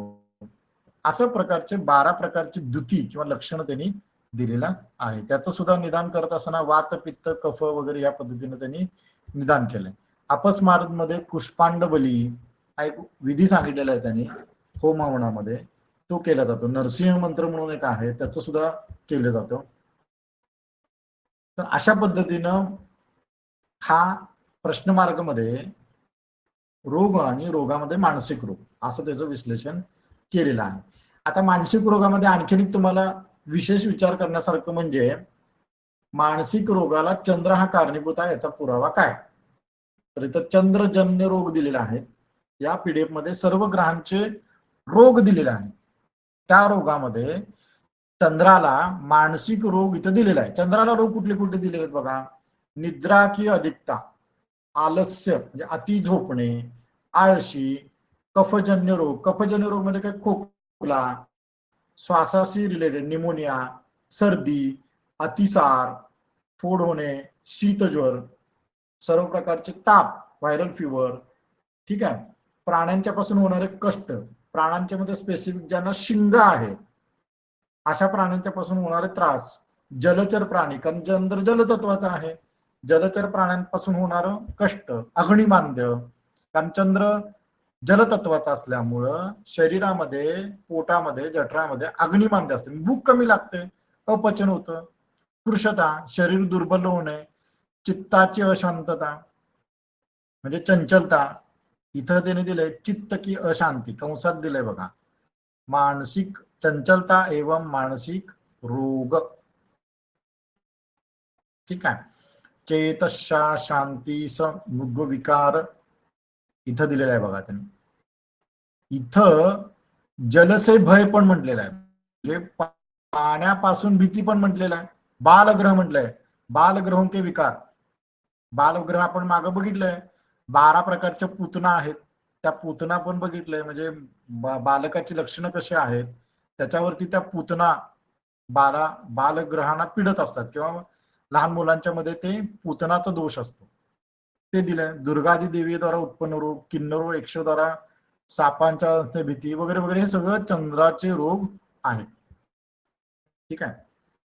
तर अशा पद्धतीनं हा मानसिक रोगाचा भाग की जो प्रश्नमार्गामध्ये दिलेला आहे अशा पद्धतीनं आहे. आता एक ओव्हरलुक फक्त तुम्हाला परत एकदा सांगतो की आपण आता काय काय बघितलं, म्हणजे जेणेकरून तुम्हाला लक्षात येईल की आपण आता काय बघितलं. सुरुवातीला आपण काय बघणार आहोत, रोग. जरी आपण त्यात मानसिक रोग आपण बघणार असेल तर रोग म्हणजे काय आपल्याला सांगावं लागेल. ठीक आहे. रोग ची व्याख्या तुम्हाला दिलेली आहे, रोग कसा बघितला जातो, रोग म्हणजे काय वगैरे वगैरे, पहिल्या 3-4 श्लोकामध्ये रोगाचं दिलेलं आहे. ठीक आहे. रोग कुठल्या प्रकारचे आहेत ते इथं दिलेले आहेत, कारण प्रत्येक घराला एक एक अवयव दिलेला आहे, ते इथं तुम्ही बघू शकता. रोगाचं वर्गीकरणामध्ये त्यांनी एक जनरल सारांश रूपाने एक चार्ट दिलाय, तो चार्ट महत्वाचा आहे. रोगामध्ये 2 निज आणि आगंतुक. निजमध्ये शारीरिक, मानसिक, वात, पित्त, कफ, त्रिदोष, द्विदोष. ठीक आहे. त्याच्यानंतर आगंतुक, आगंतुक मध्ये दृष्टीजन्म आणि अदृष्टीजन्म. ठीक आहे. मग त्याच्यामध्ये औपसर्गिक, अभिघातज, प्रेत, प्रारब्ध वगैरे वगैरे दिलेले आहेत. शारीरिक रोगामध्ये बघितलंय सर, ते अभिजातक शब्दाचा जरा अर्थ सांगा. अभिचार म्हणजे तंत्र मंत्र, अभिचार. अभिचार आपण बघितले, करणी बाधा वगैरे. Okay sir. ही पीडीएफ वाचा, त्याच्यामध्ये तुम्हाला बऱ्याच गोष्टी कळतील. शारीरिक रोगामध्ये वात, पित्त, कफ यांच्या दोषानं किंवा ह्या तिन्हीपैकी 2 दोष एकत्र आल्यानंतर उत्पन्न होणार. शारीरिक दोषामध्ये तुम्ही पत्रिकेचा विचार करताना लग्नस्थान म्हणजे शरीर, अष्टम स्थान म्हणजे रोग. शारीरिक रोग विचार करताना अष्टम स्थान, अष्टमेश, अष्टम भाव, अष्टमात असणारे ग्रह, अष्टमेशांच्या दृष्ट्या, म्हणजे मगाशी आपण 4 प्रकारचे जे संबंध बघितले त्या संबंधानं जर दूषित होत असेल तर शारीरिक रोग उत्पन्न होतो. मानसिक रोगामध्ये काय केलंय, अष्टम स्थानाबरोबर चतुर्थ स्थान विचार केलंय, कारण चतुर्थ स्थान मन स्थान आहे, म्हणून चतुर्थेश आणि अष्टमेश यांचा जर 4 प्रकारच्या संबंधानं कुठं येत असेल अशुभ योग, तर मानसिक रोग उत्पन्न होतो. ठीक आहे. आता ह्याच्याबरोबर त्यांनी पंचमेश पण घ्या म्हटलंय, कारण पंचम स्थान बुद्धिस्थान आहे, म्हणून इथं पंचम स्थानाचा सुद्धा विचार करणं उचित आहे असं यांनी भूमिका मांडली, ती पण योग्य आहे. त्याच्यानंतर रोगामध्ये दुसरा प्रकार जो आहे त्याच्यामध्ये दृष्टीजन्य आणि अदृष्टीजन्य. बरोबर. म्हणजे शाप, अभिचार कर्म इथं आलंय बघा, अभिचार, शाप किंवा तांत्रिक प्रयोग. अभिघात म्हणजे शस्त्रानं कुठेतरी मारलेला आहे, तर किंवा दृष्टीबाधाजन्य रोग. अशा प्रकारचे जे आहे ते विचार करत असताना षष्ठेश, षष्ठ स्थान, षष्ठ द्रष्टा, षष्ठारूढ हे आपण मागं बघितलेलं आहे. तरी सुद्धा पाहिजे तर एकदा तुम्ही हे पीडीएफ वाचा, मी तुम्हाला त्याचं मागचं रेकॉर्डिंग असेल तर तेही पाठवतो. अदृष्टीजन्य म्हणजे इनविजिबल, अननोन कॉज डिसीज म्हणतात त्याला, की ज्याचं लक्षण आपल्याला माहिती नाही. मग बाधा विषय आला इथं ते. हे आपल्याला फार खोलात जायचं नाहीये. आता त्रिदोषजन्यामध्ये आगंतुक किंवा उन्माद असे दोन प्रकार बघायचे. उन्माद रोग बघितलाय, उन्माद रोगाची लक्षणं बघितली. लक्षणामध्ये गुरु, शनी, मंगळ, क्षीणचंद्र, बुध, नवम स्थान, एकादश स्थान, मांदी यांचा विचार केलेला आहे. का? मगाशी बघितलं, शनी जर सप्तम स्थानात असेल, सप्तम स्थान का? चतुर्थाचं चतुर्थ, चंद्राचं चतुर्थ, चतुर्थाचं चतुर्थ. नवम आणि एकादश का? चंद्रापासून 6वं आणि 8वं क्षीणचंद्र, त्याच्यानंतर चंद्राला बुध शत्रू, चंद्राला शनी शत्रू. म्हणजे शत्रुग्रहांचा योग असेल तर मानसिकता व्यवस्थित राहणार नाही. सिंपल कॅल्क्युलेशन आहे. ठीक आहे. उन्मादाची लक्षण मांदीचं काय इथे हे होतं सर? मांदी प्रेतबाधा दाखवते. अच्छा. चंद्राला जसं शनी शत्रू आहे तसं मांदी सुद्धा प्रबल शत्रूमध्ये येतं. मांदी आपण बघितले की मॅडम, प्रेतबाधाकारक आहे मांदी. आता त्यांनी काय केलंय की त्रिदोषजन्य जे आहे त्याचं परत उन्मादामध्ये वर्गीकरण केलं. वात मळ कुठला? वातोन्माद, पित्तोन्माद आणि कफोन्माद या 3 प्रकारच्या उन्मादामध्ये लक्षणं कुठली कुठली आहेत ती इथं आपण बघितली. आणि ह्या चौथा जो उन्माद सांगितलाय तो सन्निपात. सन्निपात म्हणजे वात, पित्त, कफ यांच्या संयोगानं 3 लक्षण असतात. होणारा रोग की ज्याला असाध्य कुठल्याही प्रकारचं औषध नाही आणि ते परमेश्वरावर सोडावं लागतं, हे त्यांनी इथं सांगितलेलं आहे. आगंतुक, आता निज बघितलं, निजमध्ये आगंतुक बघितलं. आगंतुक तरी हे 10 प्रकारचे भेद सांगितलेत, प्रकार सांगितलेत. त्या 10 प्रकारच्या प्रकारानंतर उन्माद चिकित्सा सांगितले, उन्मादावरती औषध काय ते सांगितलेलं आहे.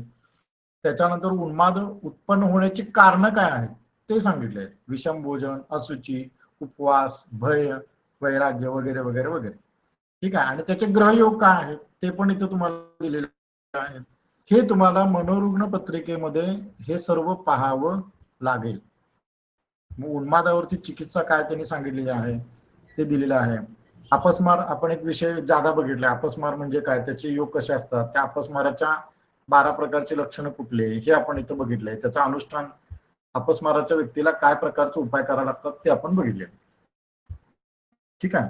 आता हे जे मी तुम्हाला जे काय सांगितलेलं आहे ते सर्व जे आहे ते तुम्हाला एका पीडीएफ मध्ये, या पीडीएफ मध्ये मराठीमध्ये ते दिलेलं आहे, एकत्र दिलेलं आहे. एक मानसिक रोग, मगाशी बघितलेलं उन्माद, उन्माद कशामुळे उत्पन्न होतो ते दिलेलं आहे. म्हणजे रेफरन्स आहे. उन्माद योगाची लक्षणं कुठली कुठली आहेत हेच आपण बघितलं. चंद्र शुक्राष्टमेश, म्हणजे उपवासामुळं, विषम भोजनामुळं, क्रोधामुळं, अभिचारमुळं, हे असं इथं लक्षणं दिले. पीडीएफ मी ऑलरेडी शेअर केलेलं आहे. विक्षिप्त योग दिलेले, त्याचे ग्रहयोग काय काय आहेत ते मी तुम्हाला इथं दिलेलं आहे. सनक म्हणजे पागल, म्हणजे आपण म्हणतो सनकी आहे बघा, विक्षिप्त त्याचाच प्रकार आहे. त्याचे पण योग तुम्हाला इथं दिलेले आहेत. प्रमाद, बरोबर आहे, प्रमाद पण दिलेलं आहे. प्रमाद म्हणजे पागल म्हणजे वेड्याची एक अवस्था आहे प्रमाद म्हणजे. त्याच्यानंतर इथं तुम्हाला अपस्मार परत दिले बघा. हे प्रश्न मार्क मधलंच आहे, फक्त थोडं शॉर्ट मध्ये काढलेलं आहे. त्यामध्ये एक महत्वाचं आहे जड किंवा बुद्धिहीन. बुद्धिहीन म्हणजे मूर्ख, जो सर्वसामान्य बुद्धीचा वापर करत नाही तो म्हणजे मूर्ख, म्हणजे बुद्धिहीनाचे योग दिले. अन्य मनोविकार पण दिलेले आहेत. हे सगळं एकदा तुम्ही बघून घ्या, हे तुम्हाला विश्लेषण करायला उपयोगी येईल. आता हेच परत एका वेगळ्या पुस्तकामध्ये आहे, जातक तत्व म्हणून एक पुस्तक आहे, त्याचा पण इथं रेफरन्स तुम्हाला दिलेला आहे. तेच सेम प्रश्न मार्ग मधलं इथं दिलेलं आहे. रेफरन्स मध्ये खाली दिले बघा, प्रश्न मार्ग श्लोक 12 श्लोक 44, 45 आणि 34. म्हणजे आता आपण जे बघितलं तेच आहे. ठीक आहे. प्रश्न मार्ग अध्याय 12. आता तुम्हाला जी पीडीएफ दिली ती प्रश्न मार्गच्या अध्याय 12व्याचीच पूर्ण पीडीएफ आहे. त्याच्यामध्येच या मानसिक रोगाचं व्यवस्थित वर्णन केलेलं आहे. हसना, चिल्लाना, चिकलाना मगाशी आपण बघितलंय. ठीक आहे. योगों के आधार पे मानसिक रोगाचं किंवा उन्मादाचं विश्लेषण करणे ते इथं तुम्हाला दिलेले आहे. ठीक आहे. त्याचे हे तुम्ही एकदा बघून घ्या, व्यवस्थित दिलेलं आहे. आणि इथं खाली रेफरन्स दिलेले आहेत बघा. प्रश्नमार्ग अध्याय 12 श्लोक 31-32. गदावली नावाचा ग्रंथ आहे, त्याच्यामध्ये 3रं प्रकरण श्लोक 44-45. जातक तत्व नावाचं पुस्तक आहे, त्या तत्वामध्ये सूत्र, प्रकीर्ण तत्व सूत्रमध्ये 153, 54, 60, 57, 56 हे तुम्हाला आता मी फोटो काढून टाकणार आहे. सारावलीमध्ये अध्याय 22 श्लोक 23, तत्रैव अध्याय 30 श्लोक 88. तत्रैव पुस्तक आपल्याकडे नाही आहे, पण मी ट्राय करतो उपलब्ध करायचा. हे जे काही रेफरन्सेस श्लोक दिलेले आहेत त्याच्यामध्ये सुद्धा योग दिलेले आहेत. मग ते योग तुम्हाला कुठे बघायचे? आता याचा रेफरन्स कुठे येतो बघा. आता त्रिकोण स्थान में शनी हो, इथं 4 दिले बरोबर, इथं 3 दिले बघा. मिथुन या कन्या में स्थित सूर्य पर गुरु की दृष्टी हो, इथं 3 दिले. म्हणजे हे 3 आणि 4 जे आहेत ते सारावलीचा अध्याय 22 मधले श्लोक नंबर 23 याच्या रेफरन्सने हे 2 नियम तुम्हाला इथं दिलेले आहे. वाचायचं कसं कळलं का तुम्हाला? हे कुठं रेफरन्स बघा, इथं 1 दिलंय बघा. 1 मध्ये आता इथं 1 कुठं आहे? तुम्ही जर वर बघत गेला तर इथं 1 दिलंय बघा. फलित शास्त्र में विक्षिप्तता या उन्माद के सूचक निम्नलिखित 8 योग प्रमुख है. मग हे 1 आकडा का दिलाय? 1 आकडा म्हणजे हे 8 योग कुठून घेतले? तर हे 8 योगामध्ये प्रश्नमार्ग मध्ये अध्याय 12वा श्लोक क्रमांक 31 ते 32, गदावली प्रकरण 3 श्लोक 44 आणि 45 अशा पद्धतीने ते वाचन करायचं आहे. आता इथं त्यांनी 2 दिले बघा. उक्त योगों के अलावा जिस व्यक्ति की जन्म कुंडली में निम्नलिखित योगों में से कोई एक योग हो, यह विक्षिप्त पागल हो जाता है. विक्षिप्त या पागल, इथं 2 दिलंय. 2 म्हणजे कुठला नियम? 2 म्हणजे जातक तत्व मध्ये सूत्र 153, 54, 60, 57, 56 असं इथं रेफरन्स तुम्ही वाचायचा आहे. ठीक आहे, इथं दिलेलं आहे बघा सर्व. मगाशी आपण जे बघितलं तेच याच्यामध्ये अपस्माराचं परत त्यांनी उदाहरण दिलेलं आहे. दुसऱ्या पीडीएफ मध्ये सुद्धा त्यांनी तसंच दिलेलं आहे. अपस्माराचे 12 आपण जे बघितली, श्वसना, मालिनी, निद्रा, जुंबिका, तेच इथं दिलेलं आहे त्यांनी. अपस्माराचे योग कुठले ते दिलेलं आहे. बुद्धिहीन, मगाशी आपण जे बघितलं बुद्धिहीन ते दिलेलं आहे. इथं जातक तत्वामध्ये 6 अध्यायामध्ये सूत्र 73 ते 76 याच्यामध्ये त्यांनी बुद्धिहीनतेचे योग दिलेले आहेत. ते सुद्धा तुम्हाला मी फोटो काढून पाठवेन. ठीक आहे, अन्य मनोविकार त्यांनी दिलेले आहेत. हे नियम दिलेले आहेत, हे जास्त महत्वाचे आहेत. या नियमाच्या बाहेर कुठल्याही प्रकारचा मनोरुग्ण येत नाही. सारावलीचं सुद्धा त्यांनी रेफरन्स दिलेला आहे. जैमिनी सूत्राचं सुद्धा रेफरन्स दिलेला आहे. हे खालचे जे आहेत ते ग्रंथ आणि त्या ग्रंथामध्ये कुठले अध्याय आहेत ते इथं तुम्हाला दिलेलं आहे. हे जे तुम्हाला शास्त्रीय परीक्षेला ज्यावेळेला तुम्ही रेफरन्स देणार आहे एखाद्या नियमाचा, त्यावेळेला हे नियम तुम्ही लिहू शकता. त्याचे संस्कृत श्लोक जे आहेत ते थोड्या वेळानं किंवा आज संध्याकाळी जसं वेळ मिळेल तसं मी तुम्हाला रेफरन्स करून टाकतो. सर आता जे दाखवलं ते शेअर केले. आताच टाकलं, शेअर केले की आता स्क्रीनवर आहे ते सर. ही एक पीडीएफ टाकली तुम्हाला. ही जातक पारिजात मधली आहे. जातक पारिजात मध्ये त्यांनी उन्माद बुद्धीचा योग दिलाय. लग्नी रवी असणे, सप्तमात मंगळ असणे, असं असेल तर मनुष्य पागल होवे. लग्ने रवी भूमी सुते कलत्रे लग्ने रवो भूमी सुते कलत्रे म्हणजे लग्नी रवी आहे, सप्तमात मंगळ, भूमिसुत म्हणजे मंगळ. मनुष्य उन्माद किंवा पागल होय. लग्न में शनि, सप्तम या त्रिकोण में मंगल हो तो मनुष्य की उन्माद बुद्धि होती. योग दिलेत बघा इथं. लग्नी रवी सप्तमात मंगळ, लग्नी शनी सप्तमात मंगळ, मगाशी आपण बघितलं, किंवा त्रिकोण स्थानामध्ये मंगळ. उन्माद बुद्धी समुपयती लग्ने शनो कलत्रे सकुजे त्रिकोणे. सकुजे म्हणजे मंगळ. मंगळ हा त्रिकोण स्थानामध्ये असेल तर उन्माद रोग होतो. लग्नी शनी आणि मंगळ त्रिकोणात असणे हे जातक पारिजात मधला. ठीक आहे, परत त्यांनी उन्माद बुद्धीचा दुसरा योग दिलेला आहे बघा इथं. लग्न या त्रिकोण में सूर्य चंद्रमा हो, गुरु तृतीय या केंद्र में हो और यदि धनु आदि में लग्न हो तो जातक की उन्माद बुद्धि होती. ठीक आहे, लग्न त्रिकोणे दीननाथ चंद्रो शौर्यो गुरु केंद्र समन्विते वाहा सोन्माद बुद्धी स उन्माद बुद्धी सह भवेत तदानी. म्हणजे धनुलग्नाच्या व्यतिरिक्त किंवा धनुलग्न असून जर बाकीचे हे ग्रहयोग असेल तर उन्माद बुद्धी असते. इथं अजून एक योग अतिशय महत्वाचा दिलाय बघा. ठीक आहे, इथं योग काय दिलाय, शराब पिणेवाला. मधुपभोक्ता शब्द वापरलाय. मधुपभोक्ता म्हणजे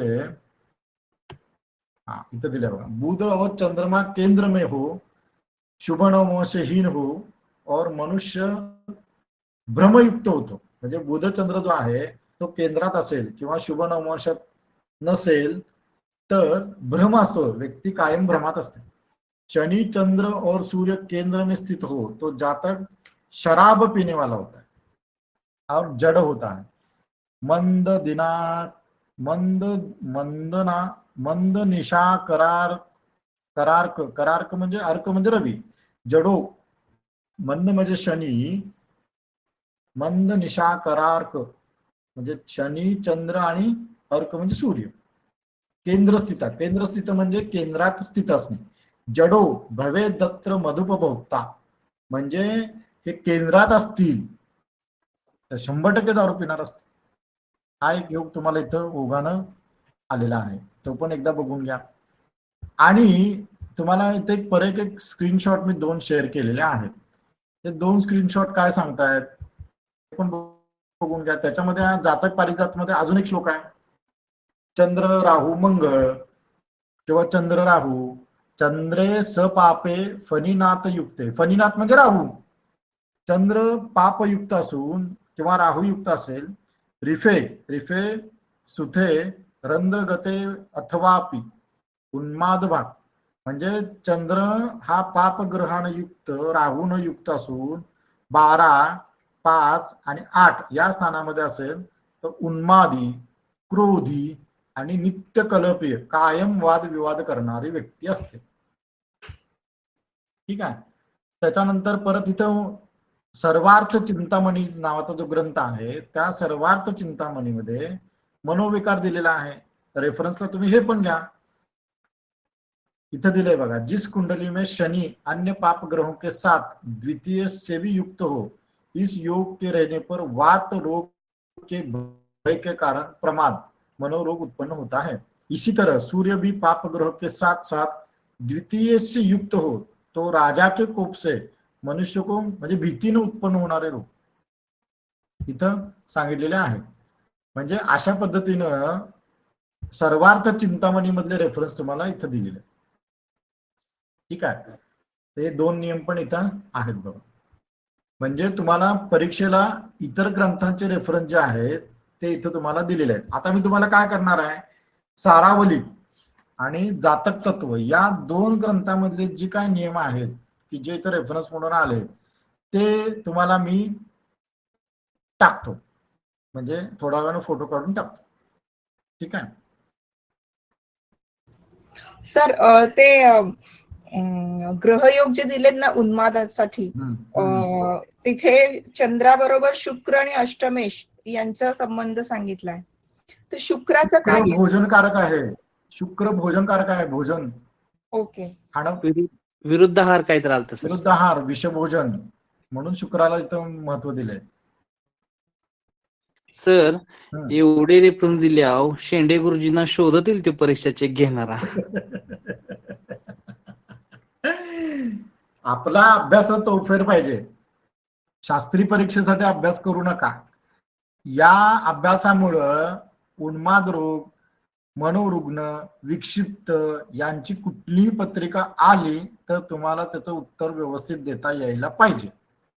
हा मुख्य उद्देशाच्या पाठीमागे आहे. आणि शास्त्री परीक्षेला प्रस्तावना लिहित असताना रोग म्हणजे काय, रोग कशा प्रकारे येतात, रोगाचे प्रकार किती, त्यामध्ये मानसिक रोग हा एक प्रकार आहे. मानसिक रोग हा ग्रहयोगानं कसा बघायचा, मानसिक रोग हा शारीरिक दोषामुळे कसा उत्पन्न होतो, आणि त्याच्यामध्ये उन्माद आणि आगंतुक. आगंतुक म्हणजे व्हिजिबल आणि इनव्हिजिबल असं तुम्हाला ते वर्गीकरण करावं लागेल. आणि एकाखाली एक लिहिल्यानंतर मग त्याचे नियम तुम्हाला लिहायला लागतील. नियम लिहित असताना तुम्हाला संदर्भ ग्रंथ नियम, संदर्भ ग्रंथ नियम, संदर्भ ग्रंथ नियम असं तुम्हाला ती प्रस्तावना तयार करावी लागेल. आणि त्याच्यानंतर मग तुम्ही एक एक एक्झाम्पल द्यायचं आणि त्या एक्झाम्पलच्या खाली तुम्हाला कुठल्या ग्रंथातला कुठला श्लोक किंवा काय आहे हे लागू पडते हे तुम्हाला प्रत्येक कुंडलीच्या खाली विश्लेषण देताना लिहावं लागेल. म्हणजे मी एक शोध प्रबंध सादर केला होता अपघात योगावरती, त्याला मला 1 नंबर मिळाला होता दिल्लीच्या एका परिषदेमध्ये. मग मी अशा पद्धतीनेच केलं होतं. तर अशा पद्धतीने केलं तर ते इफेक्टिव्ह होतं, म्हणजे क्वालिटी होतं. ठीक आहे सर अजून एक पीडीएफ शेअर काय राहिली बघा, ती कुठली तरी ते करतो. पुस्तकातली ते झालं की आपलं पुस्तकातली करतो. हो येस करतो. ठीक आहे. आता ह्याच्यामध्ये अजून एक छोटीशी गोष्ट मगाशी सांगायची राहिली.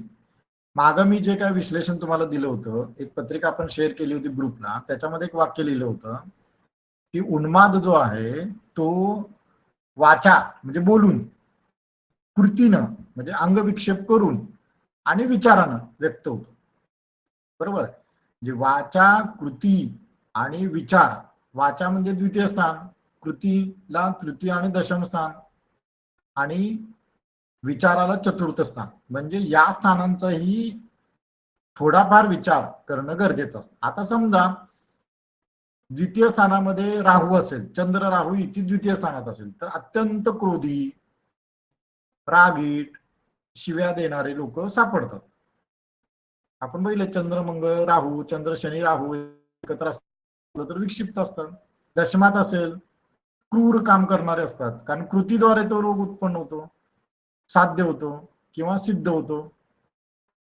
असं या न्यायानं वाचा, कृती आणि विचार या 3 योगानं मानसिक रोग हा रिफ्लेक्ट होतो. म्हणून या 3 स्थानांचे जे काही अधिपती आहेत त्यांचाही विचार थोडाफार पत्रिकेमध्ये करणं गरजेचं. ठीक आहे. काय शंका असतील तर विचारा. आता महत्वाचं आलंय. रेकॉर्डिंग स्टॉप करतो मी.